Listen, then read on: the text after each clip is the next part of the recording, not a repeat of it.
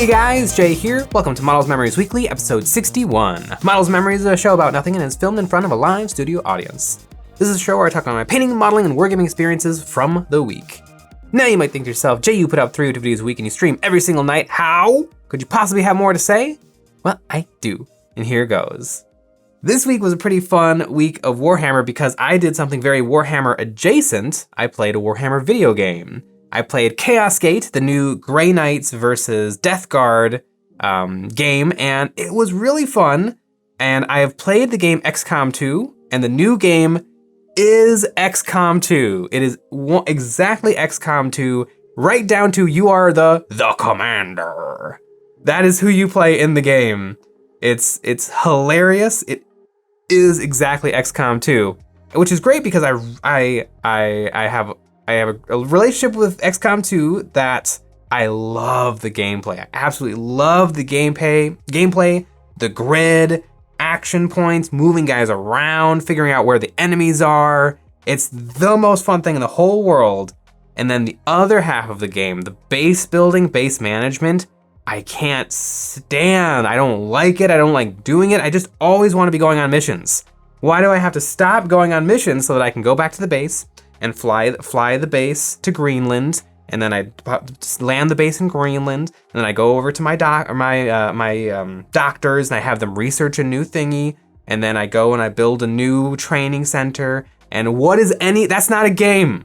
Those things are not a game to me. The game is you're in the battlefield, moving your guys around, being strategic, thinking strategically, stratego, if you will, just moving guys into cover, taking shots, guesstimating, how good that 95% sniper chance is, don't want to risk it, throw the grenade. I love that. That's the game.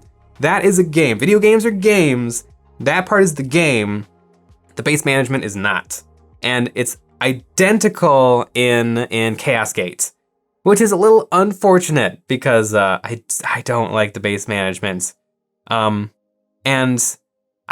I still don't quite understand completely how the base management system works in Chaos Gate. I know that you've got that map of planets, and then you have to get to the planets and try to lower the amount of plague on the planets, either by doing missions or by doing the fakey Latin word like the Narcanum Spookulation that takes the chaos level down even further. But there's way too many buttons. I must be wrong about this. Please let me know if I am. I haven't found anything online that would make me think that the base building is anything but perfect, but it's so frustrating. Should I upgrade my engines? Should I upgrade my servitor builder? Should I upgrade my weapon system? There's nothing to tell me if these are good or bad decisions. How do I get more servitors? Like I was playing this game for a long time, and you get one servitor every 10 days, and I'm like, okay, well, the next upgrade I want costs 16 servitors, so I'm just gonna be doing this for the next week.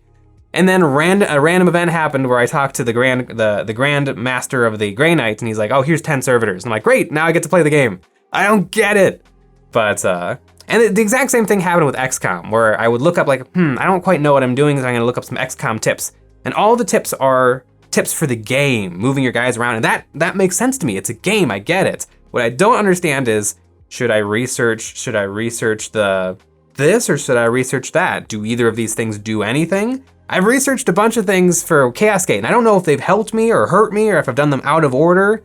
There's nothing to make you think that like why am I upgrading my ship? There's no ship flying game. I'm just moving from planet to planet, and it doesn't get faster if you upgrade your engines. I don't get it. I don't get the base building. Somebody let me know. Am I a crazy person? I like video games, but I only play video games that I liked when I was a kid. So I'm playing video games from like 15 years ago. So maybe I'm just from a simpler time in gaming where games were games, not resource management systems. And it's not even a resource management. There's no resource. It's just servitors. Is that the only resource? There's servitors. There's also something that you get every time you complete a mission, and then you can click on things, and then you can go to, I don't understand. There's too much. Just make it a tree. A simple tree, and have there be one currency, and it's like, ooh, you know what? I'm gonna go hard into my spaceship, or I'm gonna go hard into learning about the chaos demons. Like, have it be like that. Why do I have to go talk to the Inquisitor in the Inquisitor room? Why do I have to go talk to the Engine Master in the Engine room? Why do I have to go talk to the Grey Knight Beardy McBeardy Gollum guy to look at my points for loot or whatever? I don't get it. Don't get it. But the game is great. I really enjoy the game. I like moving my Grey Knights around and making them do stuff and making them fight stuff and trying to figure out the optimal way to do things, because sometimes you get overwhelmed. You'll have your 4 Grey Knights, but then you'll be surrounded by 12 dudes and you're like, I don't have nearly enough action points to take everybody out, so how am I gonna keep people safe? How am I gonna get the upper hand? That part is the game, and I really like the game. In terms of a recommendation, if you really like XCOM, maybe play XCOM. But if you enjoy XCOM games, but you really like Warhammer, then maybe Chaos Gate is for you. It's a fun game. I really like it. And I don't know, maybe I'll one day wrap my head around the base building. I have like 50 hours in XCOM and I still don't understand how the XCOM works. I don't get, why do I have to fly my spaceship places? And it's not like I'm like, ooh, there's a great mission over there. I'm gonna fly my spaceship over there. No, it's random. Missions pop up randomly. I could be in Africa and all of a sudden there's a mission in Paris and I have to fly there. How come as soon as a mission pops up, I just have the option to do it? And we just assume that my spaceship is flying all over the place. I don't get it. Don't get it. Please tell me in the comments if I'm completely wrong, which I'm sure I am, but I do not like that system in the game. But the gameplay is really, really fun. And I was in a super duper Grey Knight mood, and so I decided to give the old Grey Knight Codex a read. I believe this is the famous, yep, good old Matthew Ward. A lot of people really dislike this codex, and Matt Ward in general. His lore is very grand, and his rule writing is maybe a little generous. Although I've heard that Matt Ward codexes work really well together. Like if you used your Grey Knight, your Matt Ward Grey Knights against your buddy's Matt Ward Ultramarines, it would be a really good game. But that his codexes did not play very well against codexes that were written by other people, which is probably fair. And honestly, it would actually be kind of interesting to know if that sort of stuff today, because I'm pretty sure there's no way of knowing who wrote modern codexes. Yeah, no author. Yep. So yeah, no author on this book, but this is officially a Matt Ward book. It'd be interesting to know that today, because it'd be interesting to see like how do different authors write the codexes. Is it much more collaborative today than it used to be, and maybe that's why they don't put the names on? Like, does someone write the lore, somebody write like the flavor text parts, some people writes the first person perspective little anecdotal stories in the codex, and then somebody else writes the rules, and they all work together. It's interesting, but I really got a kick out of this codex. I didn't know nearly as much as I thought I did about the Grey Knights. I thought, yeah, they're the Silver Space Marines and they're extra special. But they're actually really cool. And what this book does, which I love, is this book gives specific numbers here and there, which is hilarious because I've always heard that that's one thing that this book does, and that this is like kind of why they don't give any specific numbers ever again, because some of the numbers in this book are hilarious. I think it says in the founding of the Grey Knights, there were nigh but 400 Space Marine chapters.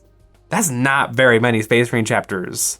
400,000 Space Marines to keep the Imperium of mankind safe. That's a relatively very, very small number. Especially when you consider like 400,000, that was like one legion back in the 30k days. Oh, and where does it talk about? So the Grey Knights are trained a little differently from Space Marines, where Space Marines, they just grab tough children and they put them through trials, but the Grey Knights are a little bit different. What's kind of interesting about the Grey Knights is old Grey Knights.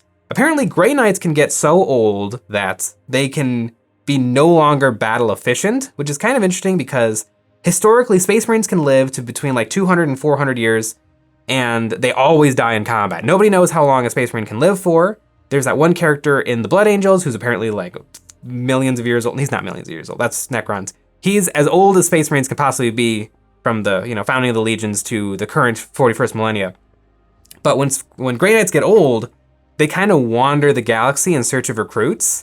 And so I love the idea of like, you're on Necromunda, and there's this unbelievably giant ripped old man sitting at the bar, being like, oh, that guy over there, he seems like he might be something. Maybe we'll go talk to him, see if he wants to be a Grey Knight. I just think that's hilarious. Like, does he wear like an Obi-Wan robe to make himself look a little bit more low key?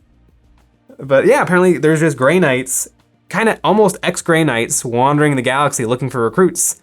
But the recruit section kind of goes off the rails a little bit later, where they're describing how, only 1 in 1,000 recruits is worthy of being like a Space Marine, and it takes 1 million recruits before they have trained one Grey Knight. And maybe I'm getting it right. It was bananas, because the chapter's initial training process is necessarily harsh, for it must swiftly weed out those who do not have the fortitude to become Grey Knights. The Emperor's gift is much too rare and valuable to risk wasting.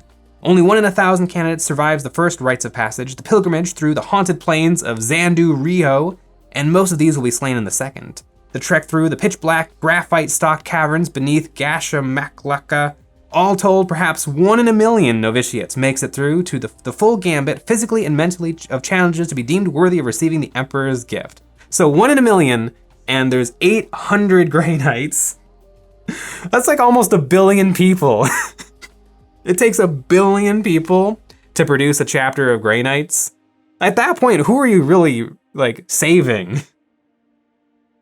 Like, I get that 40k is on an incredibly grand scale, but really, 1 million neophytes are die to produce 1 single Grey Knight. And they're constantly pumping out new Grey Knights. It is wild. Planets are getting emptied like a Capri Sun to make more Grey Knights for the Imperium. Yeah, I totally get why they kind of stopped using hard numbers, because then you can start to be like, wait a second, that doesn't seem to make any sense. And the Grey Knights have some really cool stuff. They have the Grey Knights planet, Titan, is really cool. It's a moon. Titan is a moon of Saturn, and but they stole it from Saturn, or maybe it's still on Saturn. I think it's still on Saturn, but they took it.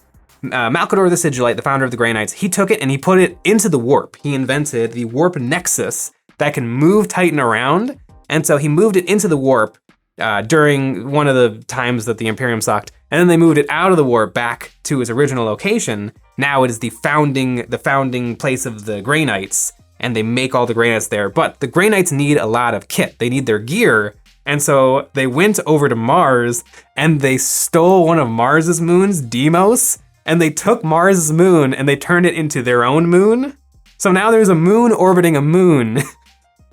and they have those Adeptus Mechanicus manufacture all of their stuff. But the Grey Knights are so secretive and mysterious that they do not allow the Mechanicus to deliver the materials. So they send brain-wiped servitors over there to go get the stuff and bring it back, so that they can remain very mysterious and secretive. It's very funny and kind of cool. This is the sort of 40k stuff I really get into, when things are kind of interesting and very silly. That's the stuff that really speaks to me. And and also in this book, they talk a lot about how the Grey Knights take care of demons. And the Grey Knights have a small collection of Tesseract labyrinths, which are a Necron construct. Famously, Trazine the Infinite has a whole library of these things. And they trap demons inside of the Tesseract labyrinths. And the Grey Knights have managed to capture 1 of the 150 greater demons. I might be thinking of Pokemon. In the book, it says there's either 100 or I think it says 120 greater demons. But they managed to trap 1 of the greater demons in a Tesseract labyrinth held in the bowels of Titan. Yeah, the Vault of Labyrinths. And that's just kind of a cool thing. They stole a bunch of tech from the Necrons. In the book, it keeps it very mysterious. I think it says Grey Knight's relationships with the mysterious creator race has deteriorated to the point of hostility. It is likely these few labyrinths are the only ones the Grey Knights will ever have. That almost makes it sound like at one point the Grey Knights were really chummy with the Necrons, and then they had a falling out. The Necrons were borrowing clothes, they were leaving dishes in the sink. It all fell apart. But yeah, that's really cool. It's really cool that the Grey Knights they're using Xenotech filthy xenotech to banish the demons. But yeah, the Grey Knights are actually really fun. And I'm kind of thinking, you know, I'm really enjoying Chaos Gate. I really got a kick out of reading this. I should start a Grey Knights army. And then I remembered I already have one. This is my Grey Knight army. It is 30 Grey Knight Terminators. Some of them are Paladins, some of them are Terminators. I have a couple of banner folks, and I think I just need 2 or 3 more boxes of Terminators to make this into a full, proper, probably like 1,500 point army, and then I would love to take it higher. I have a Google document from back in 8th edition when I was kind of putting this all together, where I wanted nothing but Grey Knights, a couple of Dreadnoughts, and a couple of Storm Birds, Storm Talons, Storm Eagles. The Space Marine Flyer that kind of looks like the box the Big Mac comes in. I wanted 2 pair of those, and that was gonna be my, like, the elite of the elite, extra elite Grey Knight force. Because I think, it's a Necron. I think that the Grey Knight Terminators are the coolest for the Terminators. I love Terminators in 40k, and the Grey Knights have the best Terminators. So, you know, maybe it's finally time. It's finally time to knock the dust off of these guys and paint them up and have another 40k army, because I'm kind of pumped on the Grey Knights. They are really cool. And I own a bunch. They've been sitting in this box for, boy, who knows how long I do. It's like 3 years, 4 years. And they're awesome. I really, really enjoy the Grey Knights. I can't wait to maybe have an army of them. I also can't wait to beat Chaos. I either want to beat Chaos Gate or lose Chaos Gate. I want something to happen. I also own the first Grey Knight Codex, which was like a little snippet inside of the old, like 4th edition, 3rd edition, 4th edition Inquisition Demon Hunters Codex. I believe that was the first army rules for the Grey Knights. So maybe I'll have to give that one a read and see if there's any differences between the 5th edition lore and the previous edition's lore. That could be an interesting thing to look at. Maybe I'll do that next week. But yeah, Grey Knights are really cool. I really got a kick out of them. And it was really great that I was able to immerse myself so thoroughly in the Grey Knights this week. That probably just goes to show I own way too many things. But in other news, Games Workshop came out with a new squat model, and let's take a look at that. The squats make battle suits out of mining equipment and corpses out of other gangs. Sometimes though, you need something a little bit bigger to accompany your prospectors onto the most dangerous digs. Sometimes you need the Vartijan Exo Driller. And yeah, I can dig it. This model is really cool. This has been a frustrating year of Warhammer releases. I mean, there's been some really cool stuff, but the squats famously use trains. So Necromunda Ash Wastelands comes out with a train that doesn't really have anything to do with squats. Squats come out for 40k, the Leagues of Voltan. But they keep coming out with really cool squat models, not for that army, for basically a different thing. In Necromunda, we have the squats, and in 40k, we have the Leagues of Votan. Is there gonna be mixing and matching? Are they completely separate? You go over there, you go over there? It's like, am I gonna be able to bring this beauty in a Leagues of Votan army? It's so frustrating. I just wanna know what's up. But I really dig this model. I love it. It's squat, which is good because it's a squat model. It's fat. It looks like a piece of like heavy machinery equipment. I mean, it has the little triangles that they glue into joints to make them stronger. It's got hex bolts putting the thing together, which is awesome. I love the 5-clawed hand with a comical drill in the middle. He has not 1, but 2 searchlights, so he can really see what's going on. And I wonder if this thing on his other shoulder is a laser. I'm gonna say it's a laser. And then he's got a flamethrower, which looks like it can also be a machine gun, because in the illustration, we see bullet casings fly. I really dig this model. I think it's gonna look cool. I think Games Workshop painted this surprisingly well. I feel like some of their paint jobs have been a little hit or miss lately, but this is not bad. That blue color is gorgeous, and there's some really nice subtlety going on in it. And I can't wait to see have this get out into the world and have other people paint it, because it's gonna look sick. You get some paint chips on this thing, some scuffs, maybe some rust drippies. This thing is gonna look really cool. I love the helmet. It's like a welding helmet with a scuba mask on it too. I really like this model. It's great. And good for Necromunda players who are gonna get this thing. Meanwhile, I'm over here just waiting for the Leagues of Votann, who are surely going to get a very similar thing to this. I don't get it. Maybe bring them out at the same time. Maybe have the Leagues of Votann come out next year so that they're not stealing the thunder from each other. Why have squats come out separately with separate models for 2 separate game systems at the same exact time? I feel like it just leads to a lot of confusion. I also feel like Necromunda squats have been looking a lot better than the Leagues of Votann models. I like the Leagues of Votann models, but it's very interesting. Very, very interesting. I don't know, but I dig this model. I think it's really, really cool. I wonder how much this pupper is gonna cost. Because a very similar unit for Necromunda, the power, what are they called? They're the buggy guys, the bugmen. But I think it was like 2 of those for $70. I wonder if this is gonna be a 1 guy for $70. It's very, very interesting. But I don't know, I love this model. I think it's great. I wish it was coming out to 40K as well. It may be. I don't know. Is there any, I don't think it's ever happened. I know Genestealer Cult can be taken in Necromunda, but that kind of just makes sense. But I wonder, are there instances where there are Necromunda vehicles and models that have 40K rules? I don't believe there is any examples of that. So it'll be interesting. It'll be interesting to see. But speaking of interesting models, I finished a new model this week. This is my Lord of Contagion for my Death Guard army. And my Death Guard army is quickly becoming one of my favorite things because I love my paint job, my sloppy paint job on these guys. I've been pushing myself outside of my comfort zone more and more with my painting to try to like get a little bit more frenetic and not so paint by numbers.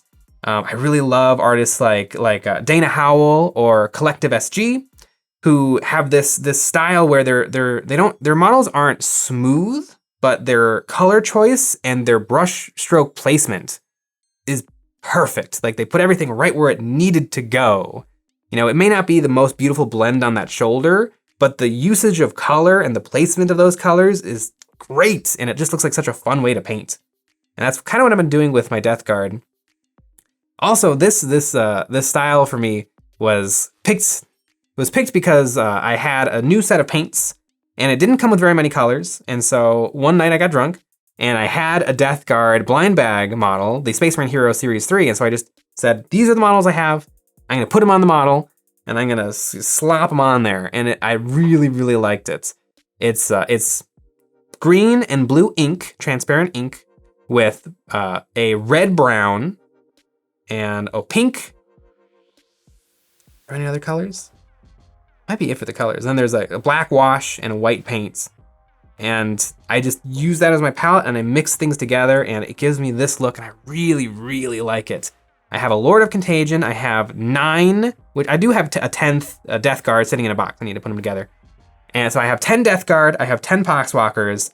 I have the Lord of Contagion. I have the Warhammer Fantasy Battles Plague Beast that I'm using as a spawn. I have the Plague Hauler vehicle. I have the three tracked shrimp tank, which I really enjoy. I think that's a lovely model. So I've got quite the little Death Guard army going. I mean, you know, I just played Cascade. And now I'm thinking a little bit about, I got my Grey Knights over here. I got my Death Guard over here.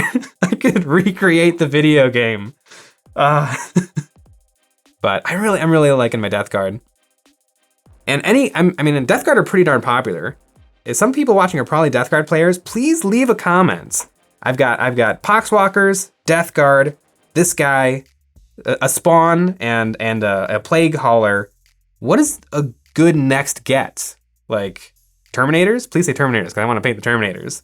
But let me know, like, what are some of the things I should add to that to fill out this army? Because I have no earthly idea, but I'm really getting a kick out of these models. I really like them. They're fun to paint. They take a little bit of time, but I'm really, really enjoying them.